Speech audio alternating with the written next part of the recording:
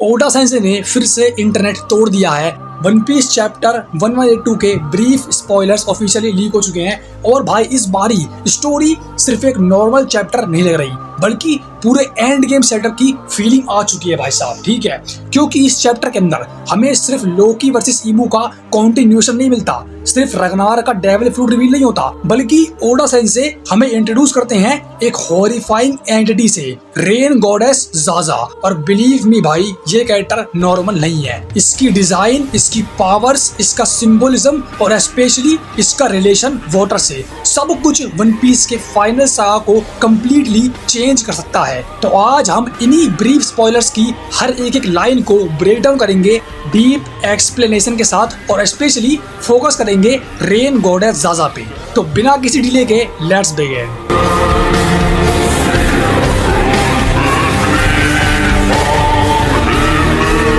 सबसे पहले चैप्टर का टाइटल ही है ज़ाज़ा और वन पीस में जब ओडा सेंसे किसी चैप्टर का नाम डायरेक्टली किसी कैरेक्टर पर रखते हैं तो समझ जाओ भाई साहब वो कैरेक्टर फ्यूचर में बहुत ही ज्यादा इंपॉर्टेंट होने वाला है।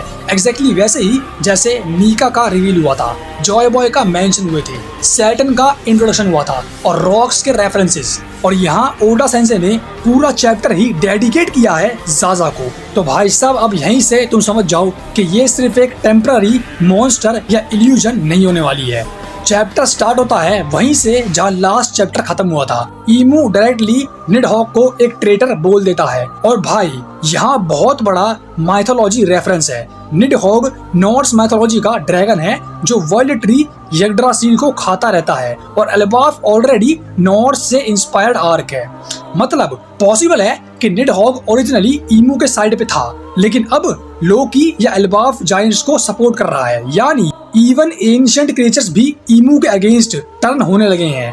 अब आता है लोकी वर्सेस ईमू और भाई ये फाइट ऑलरेडी लेजेंडरी फील दे रही है। Loki combines lightning powers with Ragnir's ice attack, मतलब थंडर प्लस आइस। और यहाँ पे ओडा सेंसे हमको क्लियर कर रहे हैं कि लोकी सिर्फ ब्रूट फोर्स जाइंट नहीं है बल्कि वो स्ट्रेटजी से फाइटिंग कर रहा है। लेकिन भाई साहब ईमू फायर बॉल से काउंटर करता है और वन पीस में फायर ऑफन डोमिनेशन को सिंबलाइज करता है। अब यहाँ पे चैप्टर का एक क्रेजी मोमेंट आता है। Imu uses a new attack named GG Mital. अब इसको अगर मैं अच्छी तरीके से प्रोनाउंस नहीं कर रहा हूँ तो सॉरी भाई। और स्पॉयलर्स के अकॉर्डिंग ये एज़टेक माइथोलॉजी का स्केलेटल स्टार डीमन है। ये एक डीमन का नाम है जीजी मितल। अब सुनो ध्यान से, एज़टेक माइथोलॉजी में जीजी मीमे क्रिएचर्स एपोकैलिप्स और डार्कनेस से लिंक्ड होते हैं। ये स्केलेटल स्टार्स नाम का एक स्टार है, उससे डिसेंड करते हैं और ह्यूमैनिटी को डिस्ट्रॉय कर देते हैं। मतलब ओडा सेंसे इनडायरेक्टली ईमू को सेलेस्टियल डीमन पोर्ट्रे कर रहा है यहाँ पे। और याद करो, celestial dragons, empty throne, Imu living above everyone, moon का सिंबोलिज्म, एंशिएंट किंगडम डिस्ट्रक्शन, सब कनेक्ट होने लगता है। भाई साहब ये तो कुछ एक एपिक सागा बनने वाली है अब। और भाई फिर रिवील होता है कि रगनीर एक्चुअली एक हैमर है जिसने रीजू नोमी खा लिया, स्क्वेरल फ्रूट, यानी कि गिलहरी वाला फ्रूट। लेकिन नॉर्मल स्क्वेरल नहीं, माइथोलॉजी आइस स्क्वेरल, रतातोस्कर। अब इसका भी प्रोनाउंसिएशन मुझे पता नहीं है लेकिन इसकी स्पेलिंग तो यही है, रतातोस्कर। और रतातोस्कर भी नॉर्स माइथोलॉजी रेफरेंस है। ये क्रिएचर यग्ड्रासिल ट्री पे मैसेजेस कैरी करता था। मतलब रगनीर सिर्फ वेपन नहीं, लिविंग मैसेंजर भी हो सकता है। अब भाई साहब सीन शिफ्ट होता है सांजी और जोरो पे। दोनों इंजर्ड हैं लेकिन डिफीटेड नहीं है। भाई यहाँ पे अपनी क्लासिक मॉन्स्टर ट्रायो एनर्जी आ चुकी है और मुझे लगता है कि ओडा इंटेंशनली इनको अभी होल्ड बैक कर रहे हैं क्योंकि फाइनल वॉर में इन दोनों को इनसेन मोमेंट्स मिलने वाले हैं। और भाई साहब मुझे समझ नहीं आता कि अपने उसोप भाई को कब पावर अप मिलेगा। अब चैप्टर डार्क डायरेक्शन में चला जाता है। सॉमर्स जायंट शिप कैरी कर रहा है अपनी बैक पे, यानी ये लोग फिजिकली भी मॉन्स्टर्स हैं। एक जायंट शिप को अपनी बैक पे कैरी करना ये बहुत बड़ी बात है। और वो एल्बाफ के चिल्ड्रन को किडनैप करने की प्लानिंग को कंटिन्यू करता है। और यहाँ पे वन पीस का रिकरिंग थीम आता है, चिल्ड्रन रिमेम्बर। पंख हजाड़ पे जो भी एक्सपेरिमेंट हुए थे वो बच्चों पे हुए थे। मदर कार्मेल को याद करो, जायंट के चिल्ड्रन, बोनी का चाइल्डहुड और कुमा की मेमोरीज। वर्ल्ड गवर्नमेंट हमेशा नेक्स्ट जनरेशन को मैनिपुलेट करता है। और भाई यहाँ से चैप्टर पीक हॉरर में एंटर करता है। Killingham creates his strongest nightmare creation ever, Zaza. और स्पॉयलर्स के अकॉर्डिंग ये क्रिएचर उसके और सॉमर्स के फियर से बॉर्न हुआ है, मतलब इवन दे फियर हर, और यही चीज डेंजरस है। अब थोड़ा सा ज़ाज़ा की अपीयरेंस पे फोकस करते हैं। Long hair, 4 arms, transparent body, inside body filled with water, face hidden behind wheel, jewelled conical head और बैक पे व्हाइट रिंग। भाई ये डिजाइन रैंडम नहीं है, ये मल्टीपल माइथोलॉजीज का फ्यूजन लग रहा है। और भाई साहब जहाँ तक कि हम डिजाइन की बात करें तो ओडा सेंसे से आगे कौन है भाई साहब। तुमने अभी ईमू का डिजाइन देख लिया होगा तो तुम एक्सपेक्ट कर सकते हो कि रेन गॉडेस ज़ाज़ा का डिजाइन भी बहुत ही ज्यादा गोटेड होने वाला है। और अब भाई साहब सबसे स्कैरी डिटेल, उसका बॉडी वाटर से फिल्ड होना, क्योंकि वन पीस वर्ल्ड में वाटर ऑलरेडी अल्टीमेट एनिमी है। डेविल फ्रूट यूजर्स सी से पावरलेस हो जाते हैं, और अगर ज़ाज़ा लिटरली लिविंग वाटर एंटिटी है तो इमेजिन करो वो कितनी डेंजरस हो सकती है। और अब भाई साहब मेरी बिगेस्ट थ्योरी सुनो। मुझे लगता है ज़ाज़ा सिर्फ नाइटमेयर क्रिएशन नहीं है, बल्कि फॉरगेटन एंशिएंट डीटी का मैनिफेस्टेशन हो सकती है। Remember sun god Nika, forest god mentions, earth god के रेफरेंसेस, तो भाई साहब रेन गॉड भी एग्जिस्ट कर सकता है। और रेन सिंबलाइज करता है क्लींसिंग, रीबर्थ, डिस्ट्रक्शन और फ्लड को।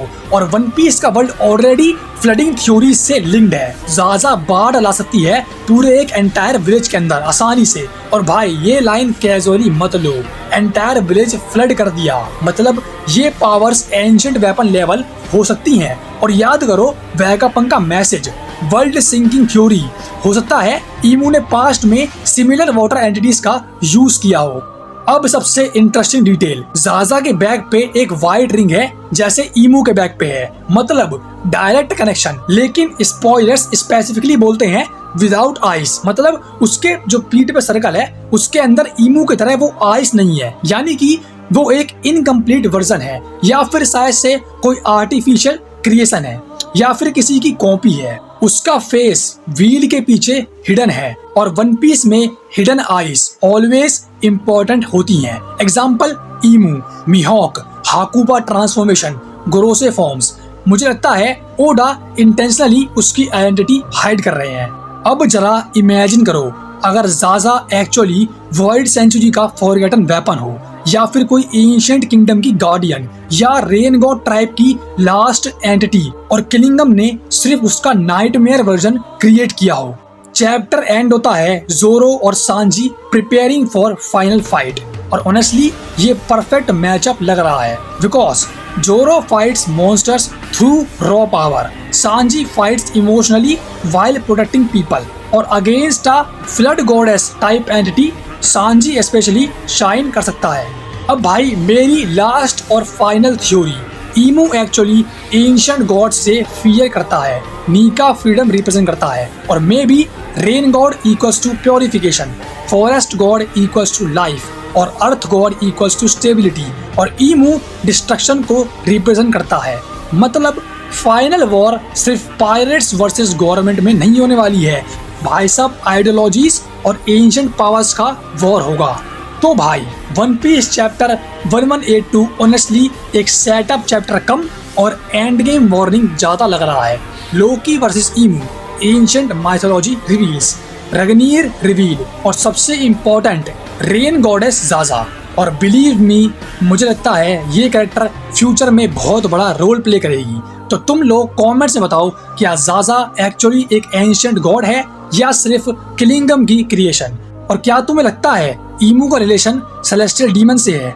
वीडियो पसंद आए तो लाइक कर देना, शेयर कर देना और सब्सक्राइब जरूर कर लेना, क्योंकि वन पीस फाइनल सागा अब ऑफिशियली इनसेन होने वाला है।